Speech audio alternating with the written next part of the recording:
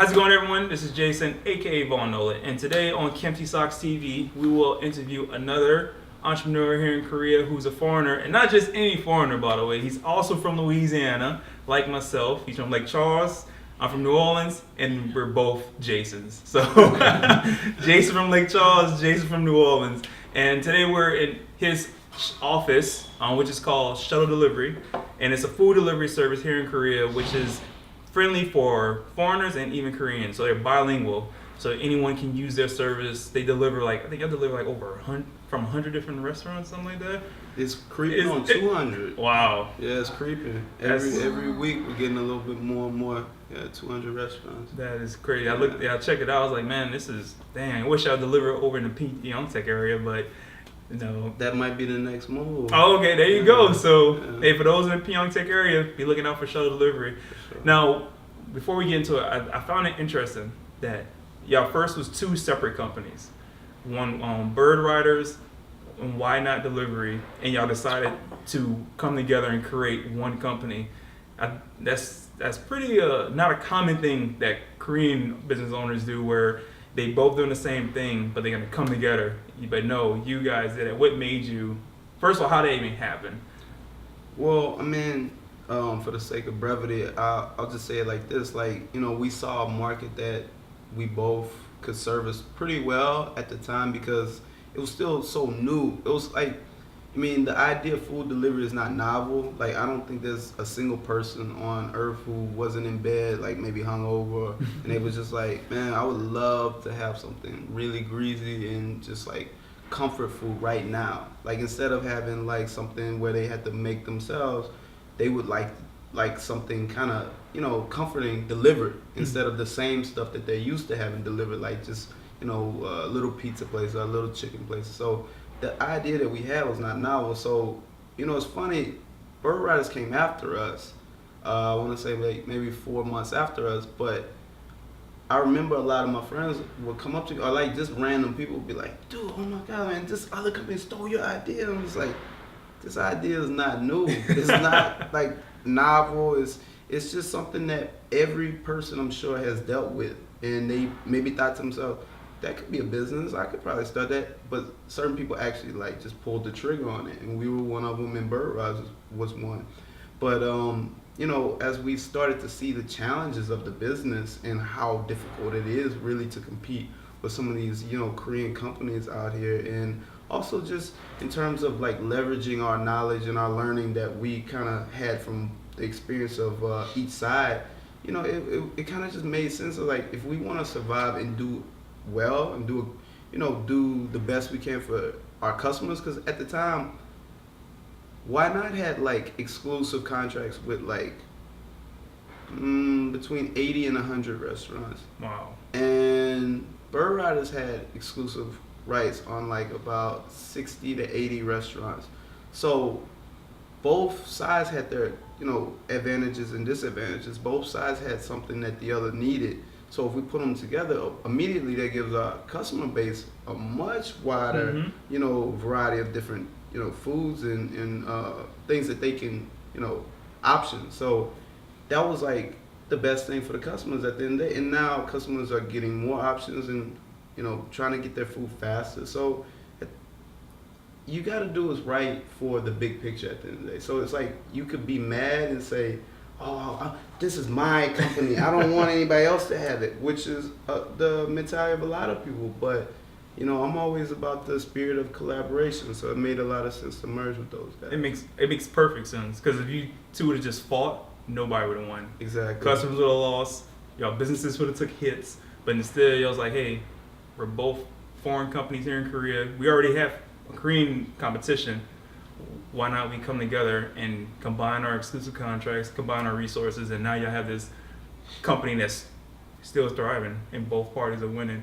I think it's good gee whiz tips to give other people who's interested in doing business in Korea. If you have someone else that's doing the same thing, don't fight with them, work with them, and build a bigger company with each other. I can't agree more. I feel like if you're in any industry, if you see someone working just as hard as you, and they're doing the necessary things to try to have a successful business, don't be mad at those guys. Like, applaud them. Like, we would always applaud Burr Rides because every day I would come to work, I knew how hard that job was. Getting on that bike in the wintertime and like being out in the rain, and I would see them and I'd just be like, man, they doing this too. Like, respect. I'll take my hat off to these guys. So it was never, I mean, it got to be a bitter rival later because we was just so competitive. Like, oh, who's gonna get that restaurant first? Are we gonna get that restaurant first? And there were moments where it was like, I don't know if we're gonna be able to work with these guys, and maybe it's a different philosophy, but it boiled down to like what you said earlier. Are they doing a good job? Are we doing a good job? Can we collaborate on this? Yeah? Then let's make it better for everybody. So it became a no-brainer after a while. It's just like, let's get this merge done so that we can, you know, actually be a business. Right. And going into what we're going to talk about with business and how entrepreneurship in general is a roller coaster type of deal. Like, it's, in my opinion, because you have ups, downs, the uncertainties, the exciting moments, the not so exciting moments, and just hearing about how you two was competing with each other and whatever. Was there anywhere in the competition phase where y'all two was going at? Did y'all ever think y'all would eventually end up merging, or like what? Like you were saying, like what was I don't know. Was there hardships in the merge initially, or like, was it an easy transition to doing that merger? The merge itself, believe it or not, was super smooth. Like, we have very similar philosophies on you know, what we are trying to accomplish here. Like, none of us have egos. No one is trying to say, well, I was on the bike yesterday, so I'm not riding the bike today. It's like, look, we got an order. Who's up?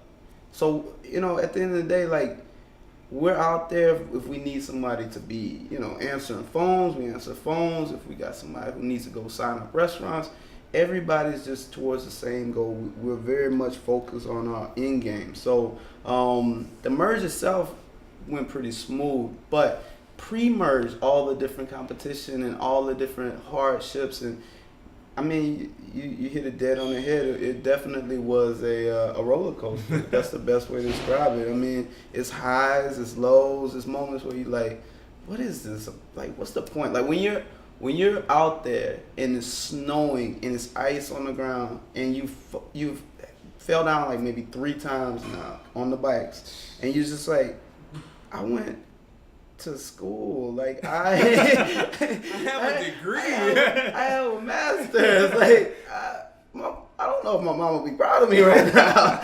Like, but I'm you know, we can laugh about it now, but yeah, there was so many times where I did not think we were gonna survive because we you know, we were just burning through capital. It was like, you know, so much competition.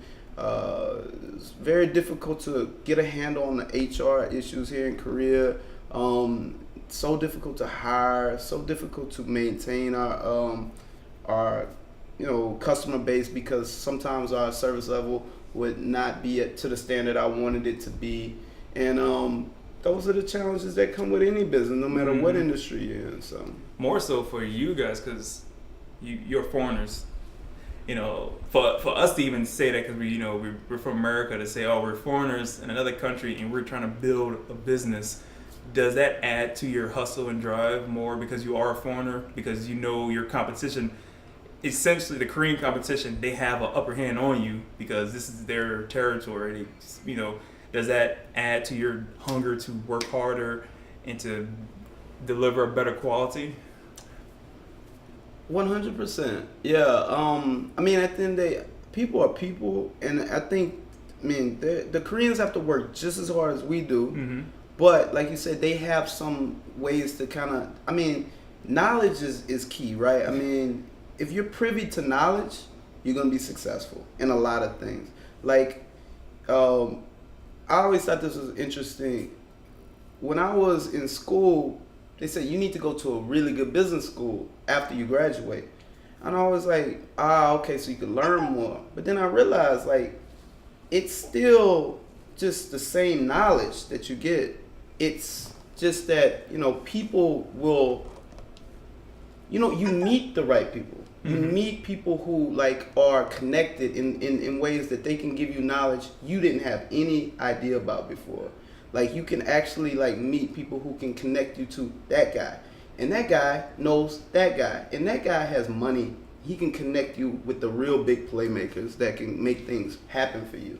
And that's the thing that I've learned more than anything about why Koreans can do well here, because they have that network. Yeah. I'm coming to a place that I don't know well.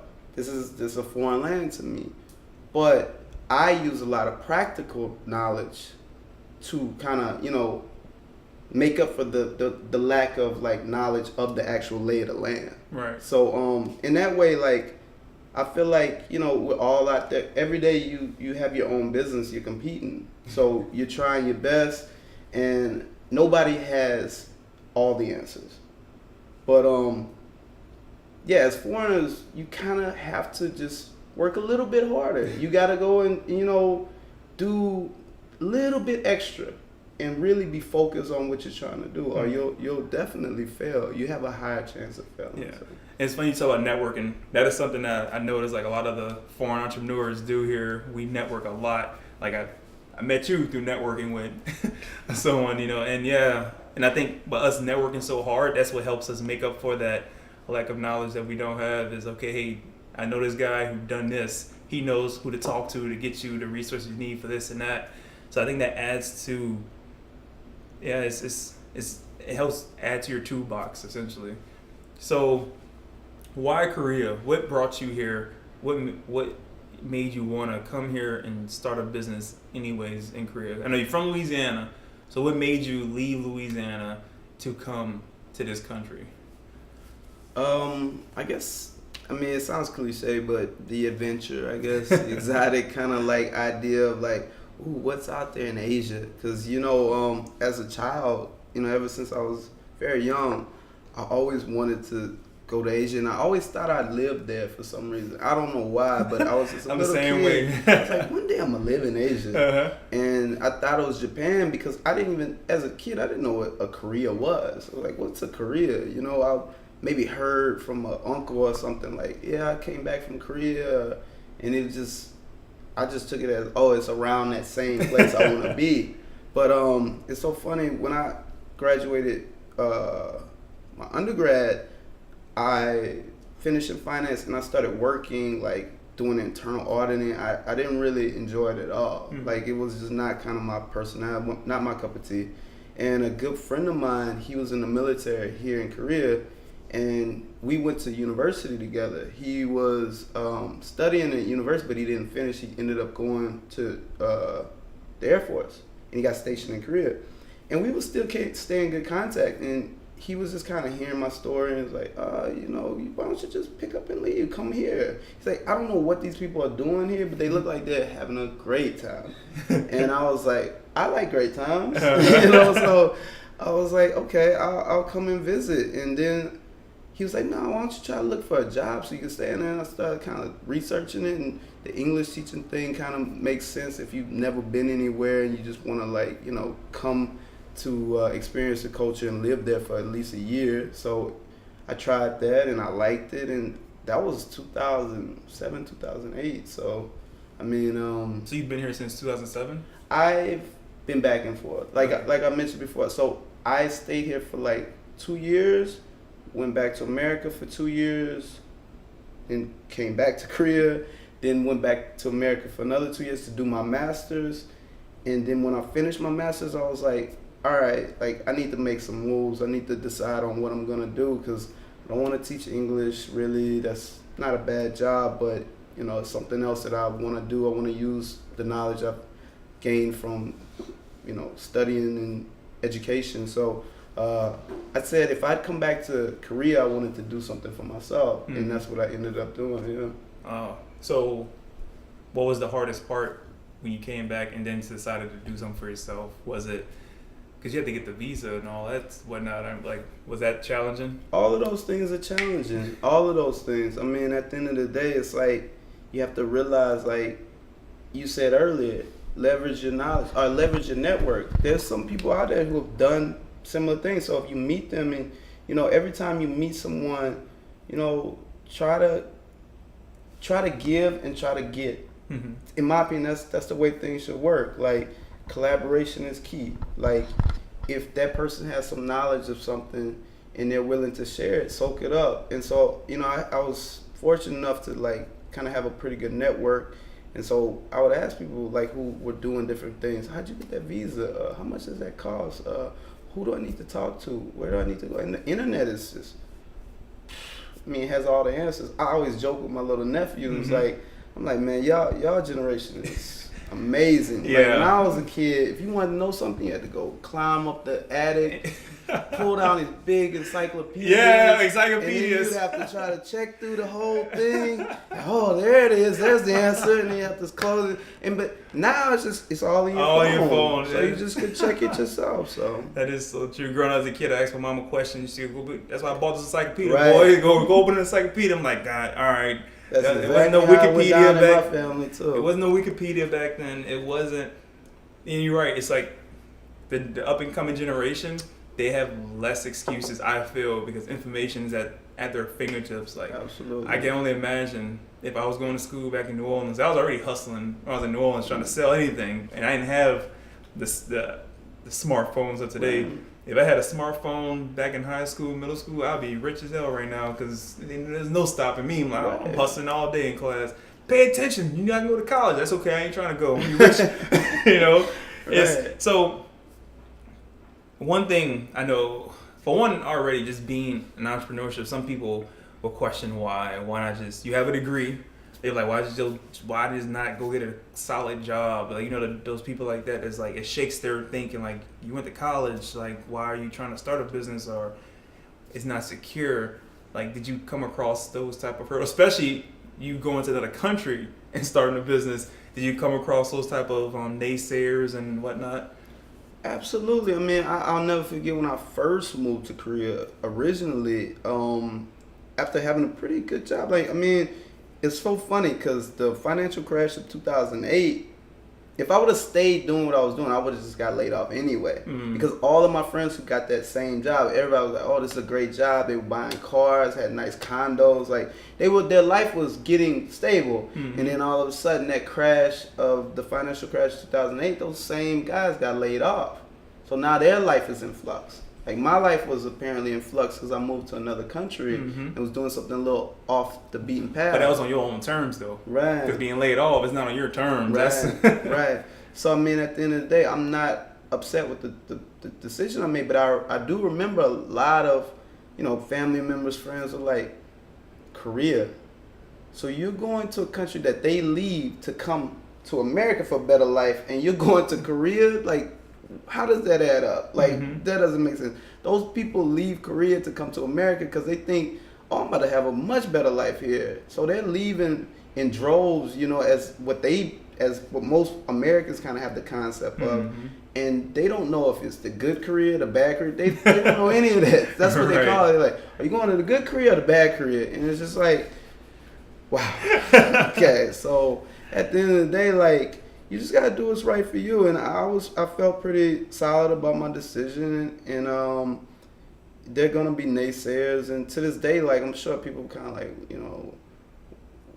why is this guy doing this? And he could be doing something else. But I feel good. Like, every day I can kind of like create something and work on something that's mine. So.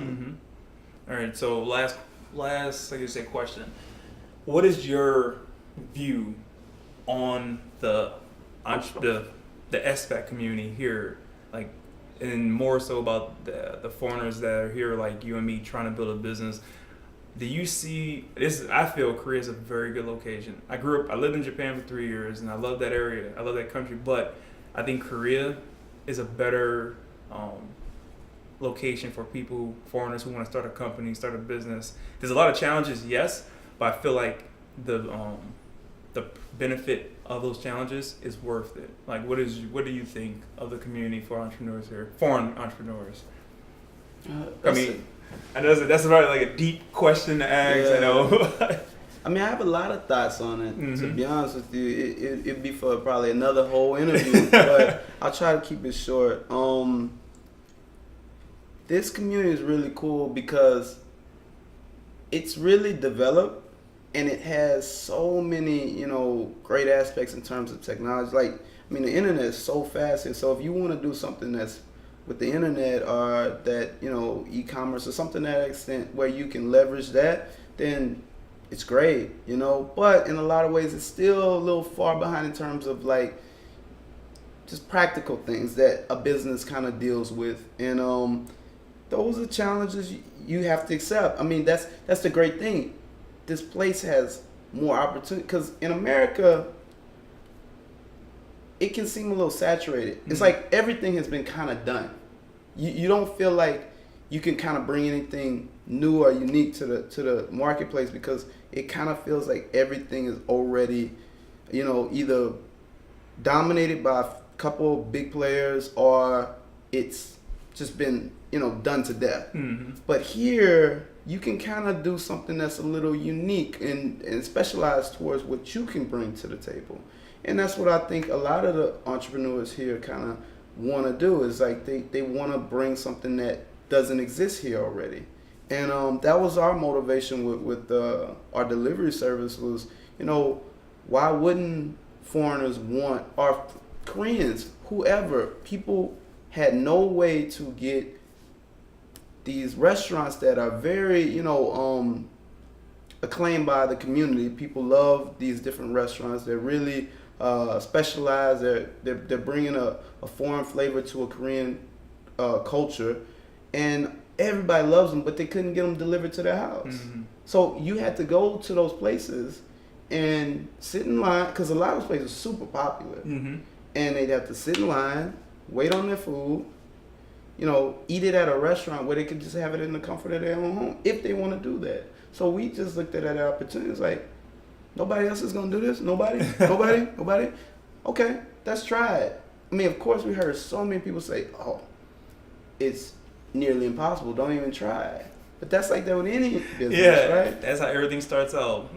But then once you do it, like, okay, how you did it? Right. So I think one thing y'all do, y'all also stop at convenience stores as well, pick up little nick stuffers too, and I thought that was pretty cool. I was like, oh snap, I can have them pick me up something from the store as well. I mean, this thing is evolved, and it's continuing to evolve. I mean, that's the great thing about a business. You never know where it's going to take you. Like in the startup world, a lot of people will tell you stuff like pivot is a dirty word. It's like when you hear pivot, it's like, ooh, I can't believe he's pivoting already. It's been only 2 years. But in this community, you start realizing there are other services that I can provide for this community. There's other things that my customer base needs and wants. The Pyeongjang, the convenience store thing, that's something that we said, okay, we can do that as well. We're going to have a grocery delivery release. I mean, we have that already, but we're going to expand on that. We plan to kind of have our own, call it like heat and eat meals, where we can, do stuff like that, where we can provide these meals that people maybe don't want to eat right then and there. They want to just have it at their house so they could pop it in the microwave and eat later. We're going to be expanding on that. We're hoping to do these kind of meal kit things where people who want to cook at home, because maybe they want to have a date night with their wife or their girlfriend or their family. It'd be cool to get their family together and make tacos tonight, or let's do Thai curry tonight, and we'll give them all the ingredients they need, the recipe, a video for them to watch, and tell them, go ahead and try it at home.